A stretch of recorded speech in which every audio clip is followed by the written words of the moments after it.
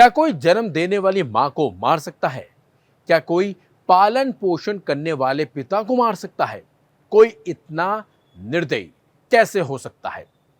इन बातों को सुनकर आपको गुस्सा तो जरूर आ रहा होगा, लेकिन इस दुनिया में ऐसे हैवानों की कमी तो बिल्कुल भी नहीं है। ऐसे हैवान आपके हमारे आसपास घूम रहे हैं, लेकिन उन्हें पहचान पाना नामुमकिन ही नहीं, काफी मुश्किल है। ये लोग देखने में तो मासूम होते हैं, लेकिन होते हैं काफी खूंखार।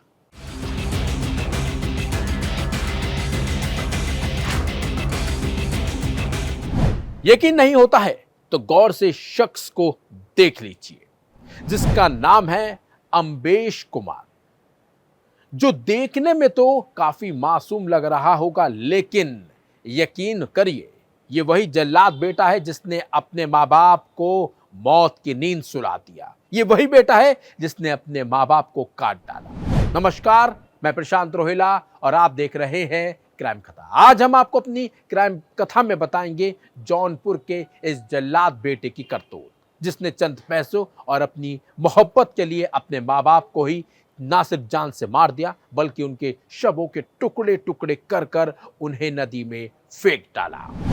यह वारदात है जौनपुर के जाफराबाद की, जहां अम्बेश कुमार उर्फ रिंकू को माता पिता की हत्या के आरोप में गिरफ्तार कर लिया गया है। आरोपी ने 8 दिसंबर की शाम अहमदपुर स्थित घर में पैसों और पारिवारिक विवाद के कारण अपनी मां बबीता देवी और पिता श्याम बहादुर को लोहे की रॉड से पहले मारा, फिर उनकी हत्या कर दी।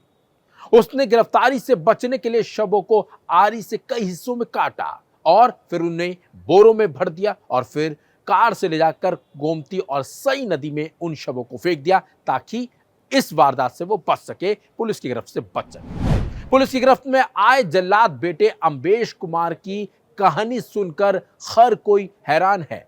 इस हत्याकांड की वजह जमीन जायदाद और पैसों को बताया जा रहा है।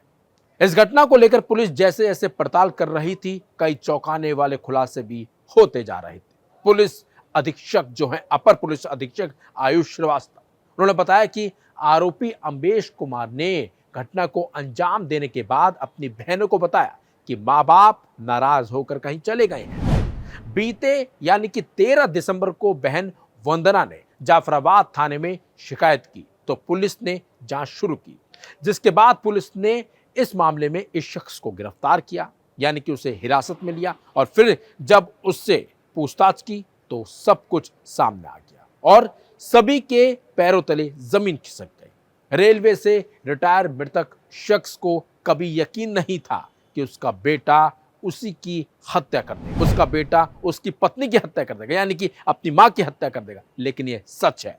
एक बेटे ने अपने माँ बाप को मार डाला, एक बेटे ने हैवानियत दिखाई, एक बेटा सिर्फ पैसों और अपनी मोहब्बत के लिए ऐसे पागल हो गया कि उसने कुछ नहीं सोचा और अपनी मां और पिता को मौत की नींद सुला दिया। फिलहाल बीटेक किया हुआ यह शख्स सलाखों के पीछे है। सुनिए पुलिस ने क्या कुछ बताया है इस मामले में। तो अम्बेश कुमार को 15 तारीख को हमारे द्वारा बरामद किया गया। जब हमने उनसे गहनता से पूछताछ की और उनसे पूछा इसके बारे में पूरा, तो उनके द्वारा हमें बताया गया कि 8 तारीख को समय लगभग 7 से 8 बजे वह अपने घर पर अहमदपुर जाफराबाद में थे अपने माता पिता के साथ, और उनकी किसी बात पे लड़ाई हुई माता पिता से, जिससे वह उग्र हो गए और उनके द्वारा टेबल पे ही पड़े हुए एक जो बट्टा होता है, लोहे की एक छोटा सा बट्टा होता है, उससे उनकी माता पे प्रहार किया उन्होंने पहले। और जब वह चिल्लाई और उनके पिता चिल्लाए, किसी को फ़ोन करना चाह रहे थे, तो उनके पिता को उन्होंने उसी बट्टे से सर पे मारा। जब उन्होंने 2-3 बार प्रहार किया तो उसके बाद उन दोनों की मृत्यु हो गई। तब उसके दिमाग में आया कि कैसे वह दोनों जो डेड बॉडीज़ है उनको ठिकाने लगाए। तब उसने बताया कि उसके द्वारा क्योंकि उसकी बेसमेंट में कंस्ट्रक्शन का कुछ काम हो चुका था पहले, तो कुछ बोरियां थी सीमेंट की, तो उसने अपनी माता पिता की बॉडी को कुछ हिस्सों में काटा आरी से और उन 6 बोरियों में भर के अपने माता पिता की बॉडी को वह रात भर उसने घर की सफाई करी और सुबह भोर लगभग 4:30 से 5 बजे, उसके द्वारा बताया गया 5 बजे, उसने अपनी स्विफ्ट डिज़ायर में 6 बोरियां डाली अपनी डिक्की में और वह बेलाव घाट जफराबाद में है, वहाँ के पुल से उसने गोमती नदी में वह 6 बोरियां डाल दी। यह हुआ 9 तारीख की सुबह 5 बजे। 8 तारीख की रात 7 से 8 बजे के बीच उसने यह पूरा जो घटना है वो कारित की थी।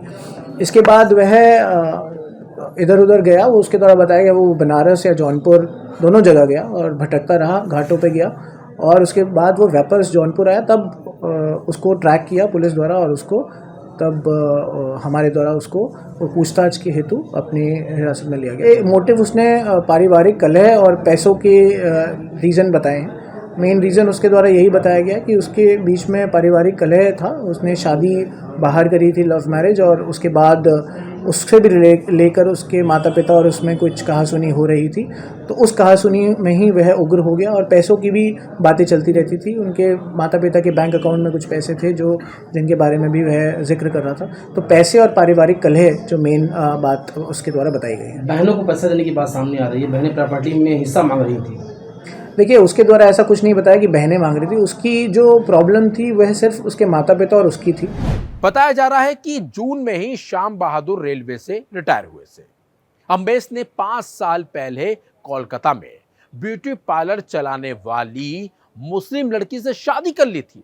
उसकी इस शादी से परिवार वाले खुश नहीं थे। इसी कारण उसके घर में कलेश भी होता रहता था। बकायदा इस बात को लेकर ससुराल में वो लड़की रह रही थी और ससुराल से वो आना नहीं चाहती थी। इस बात को लेकर भी अम्बेश अपने घर वालों से काफी नाराज भी रहता था और इस हत्याकांड के पीछे एक ये बड़ी भी वजह बताई जा रही है। फिलहाल इस मामले में अब पुलिस ने खुलासा कर दिया है, अम्बेश गिरफ्तार हो चुका है। लेकिन जो पड़ोसी हैं वो बड़े चौंके हुए, वो काफी हैरान है। उन्हें यकीन नहीं हो रहा कि एक बेटा अपने माँ बाप की हत्या कैसे कर सकता है। अब सुनिए पड़ोसियों का इस पूरे घटनाक्रम पर क्या कुछ कहना है। बहुत सीधे साधे दोनों सज्जन आदमी थे, बहुत सीधे साधे थे। हम इनके खेत की जुताई बुआई भी करते हैं, ट्रैक्टर है हमारे पास, और इनका व्यवहार बहुत अच्छा था। यकीन करना मुश्किल है लेकिन ये सच है। एक बेटे ने ही अपने माँ बाप को मार डाला, मौत की नींद सुला दिया। खैर, अब ये जल्लाद बेटा सलाखों के पीछे पहुंच चुका है और अपने किए की सजा अब ये जिंदगी भर वहीं काटेगा। लेकिन सवाल उठता है कि इस शख्स ने ऐसा क्यों कर डाला? जिस माँ बाप ने उसे पाला पोसा वही क्यों हैवान बन गया? फिलहाल आज की क्राइम कथा में बस इतना ही। हम फिर आएंगे क्राइम से जुड़ी एक और कहानी लेकर आपके सामने। तब तक आप अपना ध्यान रखिएगा, सतर्क रहिए और सावधान रहिए। नमस्कार।